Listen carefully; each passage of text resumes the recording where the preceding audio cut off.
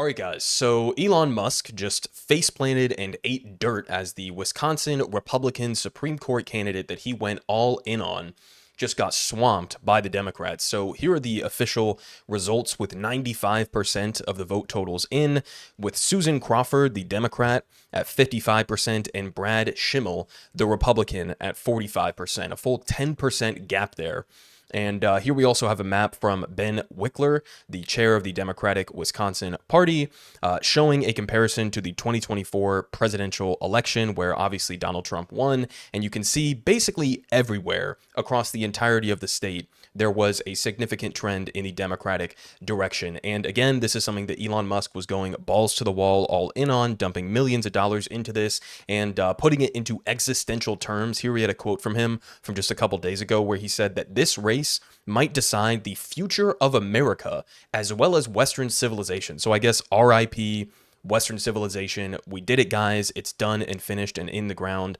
That's the end of it. Now, we also have here from the New York Times some more background in terms of how much money Elon Musk was dumping into this, including what to me seems like pretty brazen, like outright bribery of offering people the potential for $1 million check if they show up and they sign a petition and they vote for the Republicans. So here on more of that, they say, nobody expended more political capital in the Wisconsin Supreme Court contest than Mr. Musk, with the possible exception of the candidates. He invested at least $25 million to elect Judge Schimmel, posted about it seemingly nonstop on his social media platform, gave money to voters who signed a petition or posted photos in front of polling places, and came to the state for a rally. I'll show you some of those clips here in a minute, where he handed out a pair of $1 million checks. Now, again, how is any of this legal? I don't know. There are some people who are alleging that this is criminal behavior, but if it's not illegal, that's almost worse, because it's like, how are we still pretending that this is a democracy if the wealthiest man on the face of the planet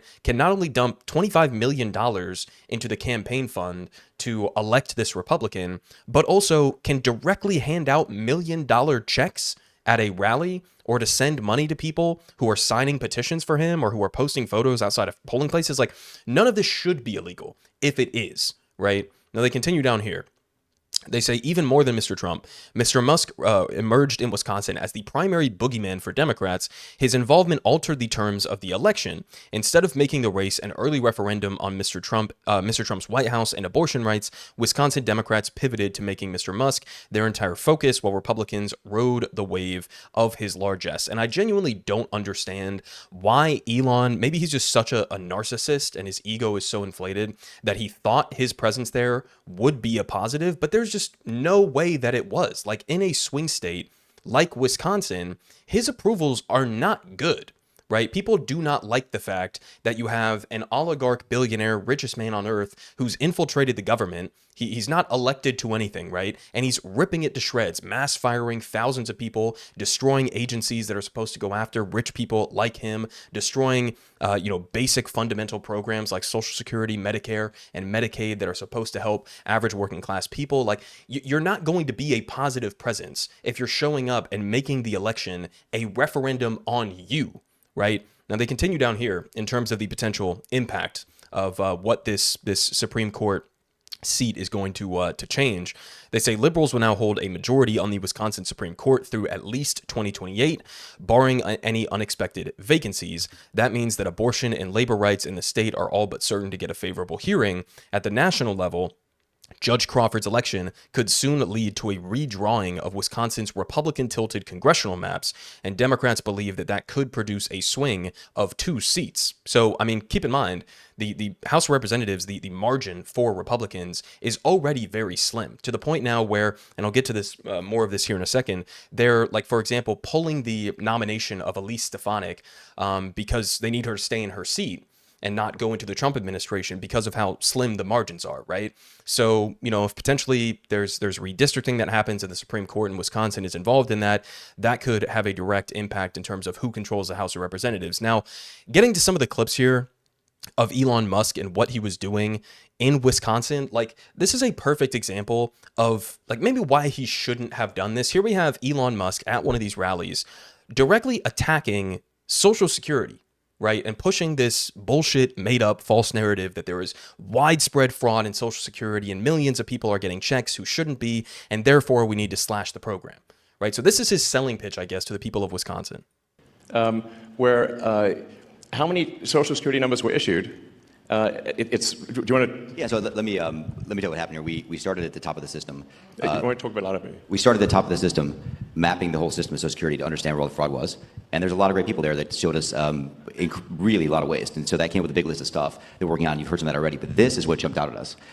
When we saw these numbers, we were like, what is this? In 21, you see 270,000 people, goes all the way to 2.1 million in 24. These are non-citizens that are getting Social Security numbers. Yeah. Okay, so this is extremely stupid for a number of different reasons, and obviously this comes with the background context of Elon claiming that there's fraud, and then we've covered stories of there was that one guy who they basically just said that he's dead when he's clearly alive, and they took his Social Security away, and then even took back pay worth thousands of dollars from him.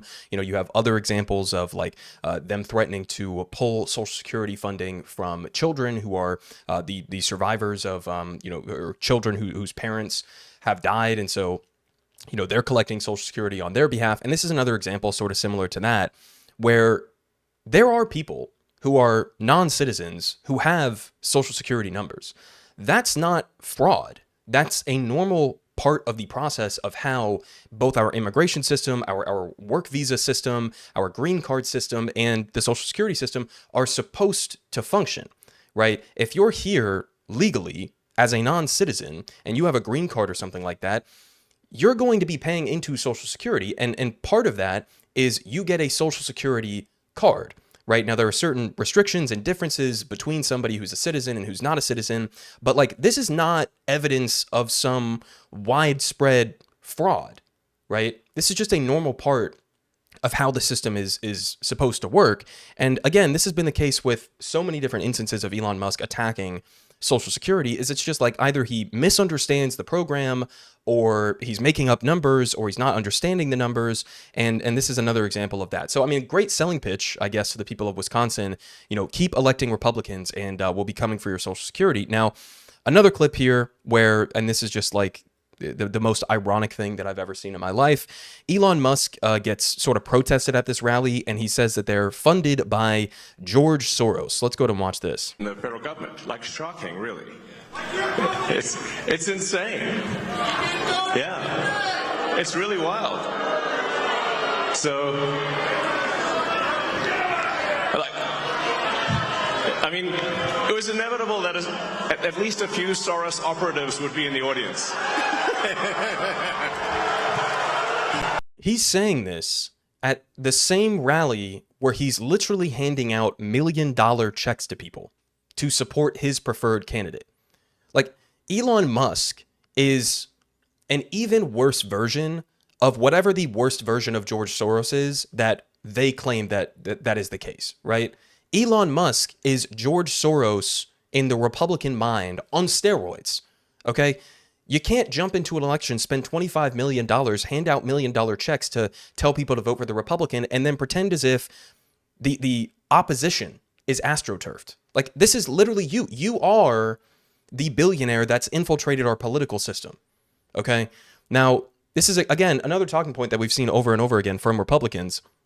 Here we had Walker on CNN making the same point, saying you've got George Soros and Pritzker and Reid Hoffman and all these billionaires who spent far more money than Musk did. Number one, incredibly ironic, coming from a Republican who he himself has been involved in this exact same kind of fundraising from billionaires, but amazing coming from a Republican as if they're against billionaires being involved in U.S. politics. Like, number one, you, along with basically the entirety of the Democratic Party and the Republican Party, you've accepted corporate money, billionaire money, to prop up your own careers for decades and decades and decades. This is the system of legalized corruption and bribery that we have as a baseline here in the United States. So it's amazing for that reason. And again, also amazing because Elon Musk is the face of your party right now. He is the face of the Trump administration. He has fully hijacked the federal government.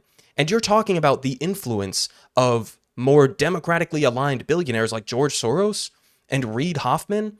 So that's a perverse, corrupt influence, but not Elon Musk, who literally bought his way into the government. I mean, it's just amazing. Now, it's even more amazing because he's just factually wrong about this. So here are the actual numbers. Billionaire donations to Wisconsin Supreme Court race. Elon Musk, through his PACs, all the way up here at over 20 million. The number 2 and number 3 are also Republicans. Then you have George Soros here, who's right on the line at about $2 million.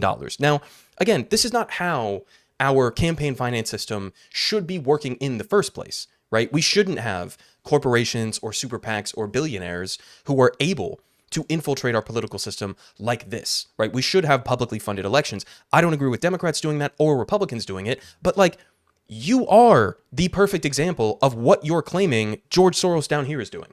You're, again, George Soros on steroids. That's you, my guy. You are the deep state, right? You are the elite. You are the establishment that you're pretending to hate.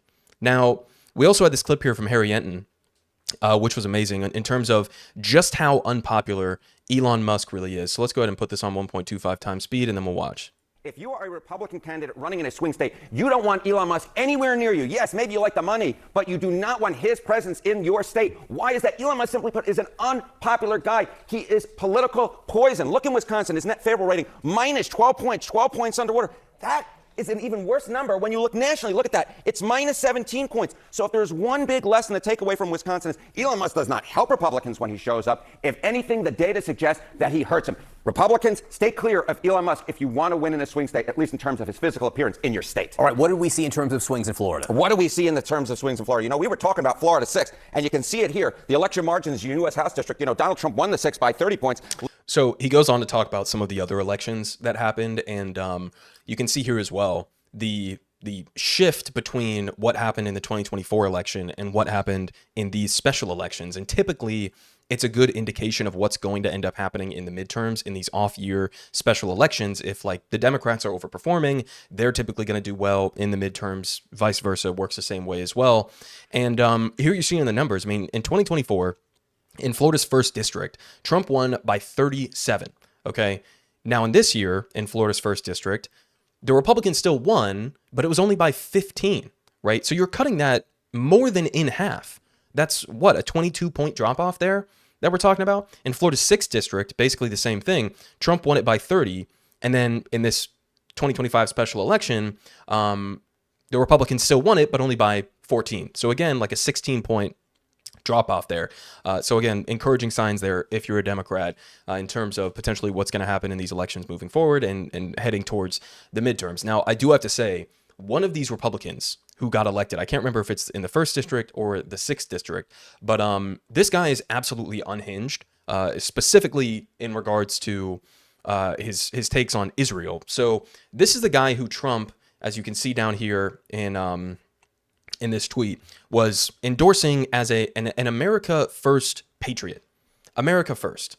Now, many people were pointing out pictures of him where he's in his office and he has an Israel flag close to him, standing right next to him, and no American flag in sight. But you also look at some of his previous tweets, like, Gaza must be destroyed. He said this in February of this year. He also said, there is no suffering adequate for these animals. May the streets of Gaza overflow with blood.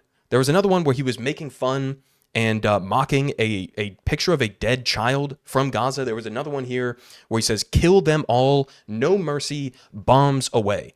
So does this seem like, for my conservative viewers out there, does this seem like an America First guy to you? He's so anti-America First that he's willing to call for the jailing of, for the 5-year prison sentence and the jailing of people who distribute, quote, anti-Israel flyers, calling it a hate crime. So his logic here is, if you put up a flyer that says free Gaza or free Palestine or Benjamin Netanyahu is a war criminal or something like that, or stop the genocide, then he's going to charge you with a felony littering charge tied to a hate crime and throw you away for 5 years for putting up a flyer that's critical of Israel. So again, does that seem like America First to you guys? I don't know. Now, we also have here the kind of the biggest hook, I guess, of this video, which is that because of all of this, because of Elon Musk being political poison, in the words of Harry Enton, Trump is now reportedly behind the scenes telling his inner circle that Musk is getting the boot, like he's out. They say the president is pleased with Elon Musk, but the decision comes as the tech mogul increasingly looks like a political liability. And I mean, he definitely is. Like, from the perspective of the Trump administration, this guy's not a net positive, right? And it's kind of amazing to see the overall trajectory of Elon Musk, because just 10 years ago or so, Elon Musk, to most Americans, I think was kind of viewed as like, oh, he's like this somewhat interesting, like, weird billionaire Tony Stark kind of guy who's like, he's going to address climate change with solar panels, and, he's going to space and he wants to colonize Mars, and he's building electric vehicles. Like, this guy's all right. Very positive outlook from the American people on Elon Musk, just not that long ago, from Democrats and from Republicans. Now he's viewed as basically just like a 4chan Nazi who's directly tied into the highest levers of power within this country. He's like an oligarch 4chan Nazi, essentially. Like, maybe with Republicans, he still holds some weight and he's popular with Republicans, but broadly with Democrats, it's absolutely polarizing and motivating for them to get out to the polls to vote against whatever Elon Musk likes or whatever is tangentially even associated with him.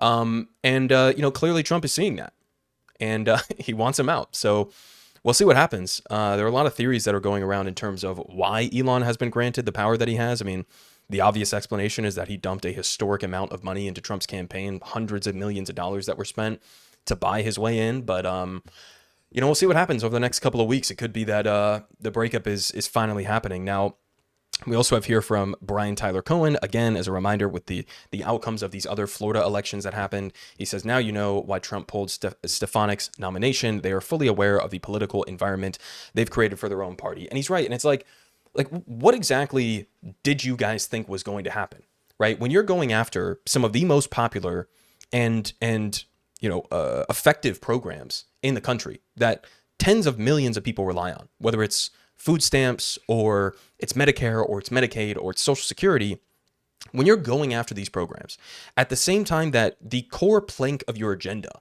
is trying to shove through massive multi-trillion-dollar tax cuts for the wealthiest people in the country that are also going to effectively raise taxes on working class people, and you're also pushing with this draconian authoritarian crackdown on speech and on protest in this country and shipping people off to fucking foreign torture dungeons in El Salvador, like, this is going to have some political blowback, believe it or not. When you allow the wealthiest man on earth to ransack the federal government for his own personal benefit, it's kind of going to have some blowback effect, right? So I'll leave you guys off with that. Obviously, we're going to have to see what happens in the next couple of weeks with Elon and Trump.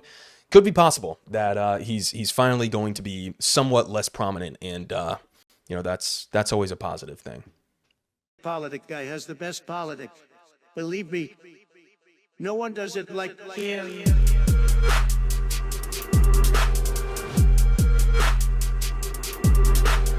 Believe me, everyone is saying